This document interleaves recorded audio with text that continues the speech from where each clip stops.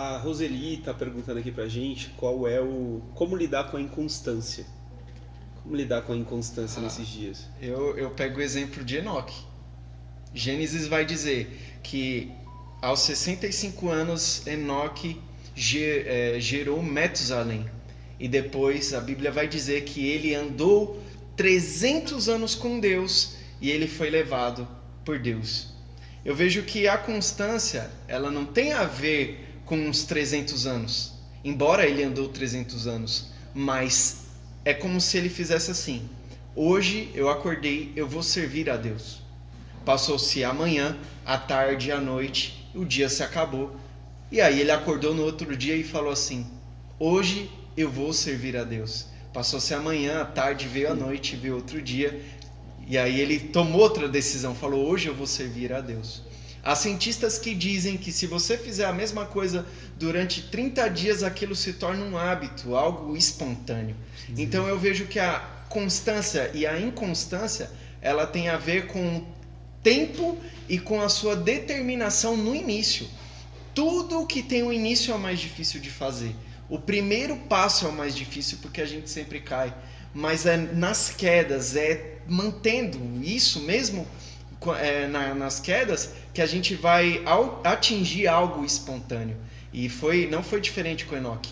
Enoque atingiu um nível tão grande que ele foi intitulado o homem que andava com Deus. Salmo 150, na sua parte de número 6, vai dizer: todo ser que respira, louve ao Senhor. Eu vejo que esse texto tem tudo a ver com Enoque, porque no andar, no respirar de Enoque, ele tinha uma intimidade, uma constância com Deus.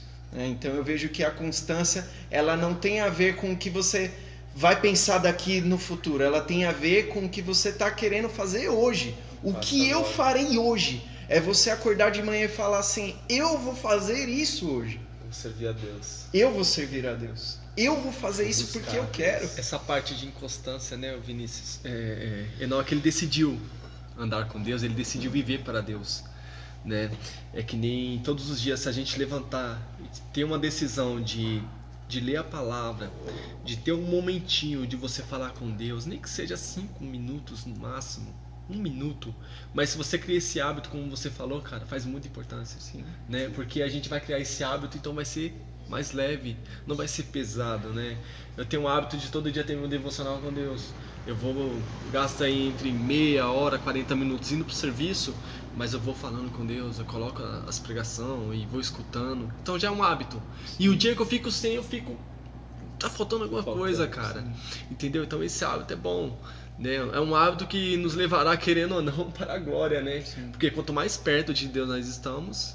Sim, 5 minutos para a eternidade. Sim, a gente vê assim que é um desafio da humanidade nesses dias, devido à rapidez, a forma como as coisas têm mudado tão rapidamente. Sim. Então as pessoas logo estão trocando de celular, estão trocando de carro, estão trocando de roupa, estão trocando de cor de cabelo, estão trocando... E mudanças bem dinâmicas. E como não mudar?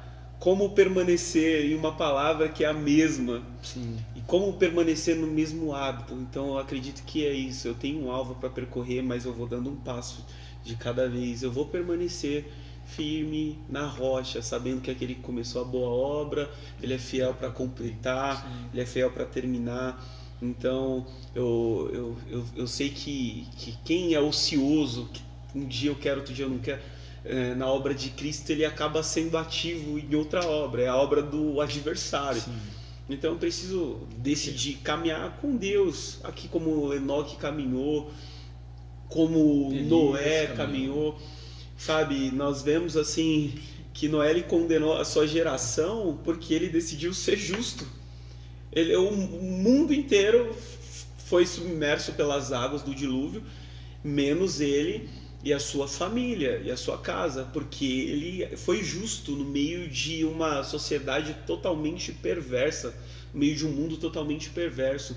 Ele tomou a decisão certa de permanecer. Eu imagino a loucura das pessoas vendo ele construindo uma grande embarcação, uma arca, e falando: olha, ali vai o louco. Ó, o louco lá. Zombaram Né? muito dele, né? Eu imagino. Então, mas... E nesse período, ele permanecendo. Constante. Sim. Ele falou, eu sei a voz que eu ouvi. Eu Sim. sei quem eu ouvi, quem eu ouço. Eu sei, sabe, qual é o propósito. Meu irmão, vai chover. As águas vão sair das fontes da terra. E vai inundar tudo. Porque Deus falou. E eu aprendi a ouvir a voz de Deus. Sim. Então aqueles que ouvem a voz de Deus, irmão, não se encantam mais pelas vozes do mundo, não se distrai com outras vozes, de tantos encantos, inclusive com a voz do adversário, né, seduzindo, olha, aqui tá todos os reinos do mundo, tudo isso lhe darei se prostrado me adorares. Cara, você tá com fome, transforma essa pedra em pão e mata a sua fome, se sacia, faz a sua vontade. Então, não, eu não vivo para fazer a minha vontade, eu vivo para fazer a vontade daquele que me chamou. Glória a Deus. Porque eu entendi qual é a sua voz, eu aprendi a discernir em meio a tantas vozes. Então, as pessoas hoje que têm dificuldade em permanecer constantes são aqueles que estão parando para dar ouvido a tantas vozes, a tantas pessoas dizendo, esse caminho aqui é mais atrativo. Sim. Mas nem sempre o caminho atrativo, né? Provérbios vai dizer, existem caminhos que aos nossos olhos parecem bons, mas no final é morte. Sim.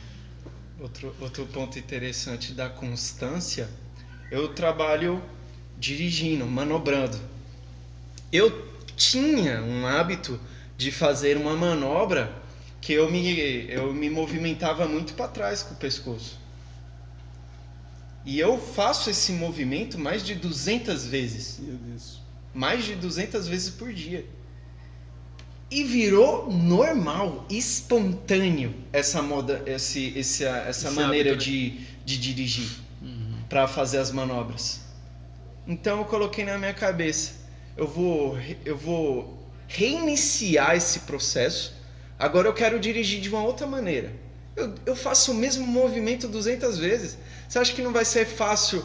No começo vai ser difícil, mas eu posso reprogramar o que eu quiser. Eu posso fazer o que eu quiser no meu reinício. E aí o que eu fiz?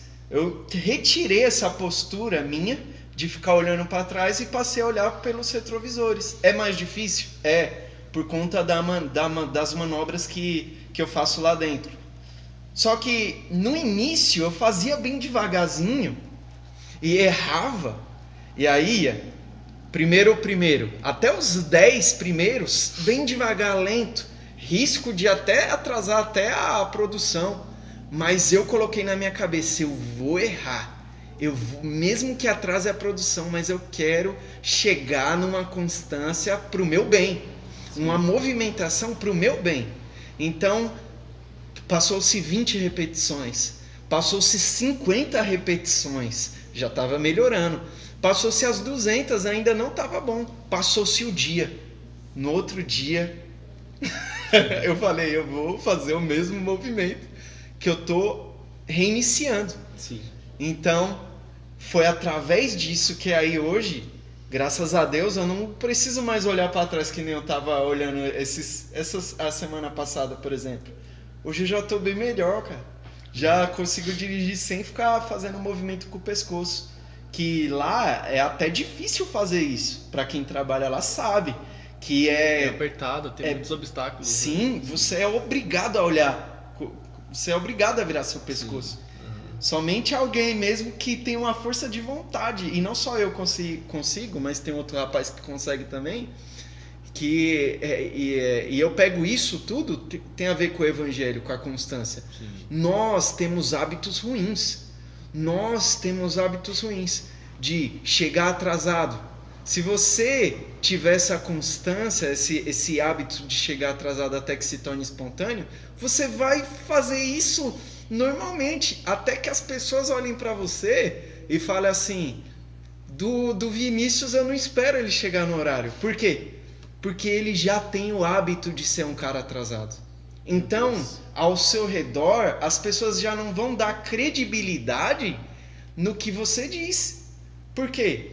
Porque você já demonstrou a sua constância em ser errado. Então eu vejo que isso daí abrange para vários pontos da nossa vida. Por que coisas dão errado na nossa vida? Será que a gente não está tendo um movimento diário todo dia errado? Sim. Né? Será que... E outra, eu vejo também que é um processo de a gente analisar que nem o... Eu vou dar um exemplo aqui bem maluco, mas no final você vai entender. A questão do IML, mas não é IML. Quando alguém morre, qual é o federal lá, o rapaz que vai lá ver como que ele morreu?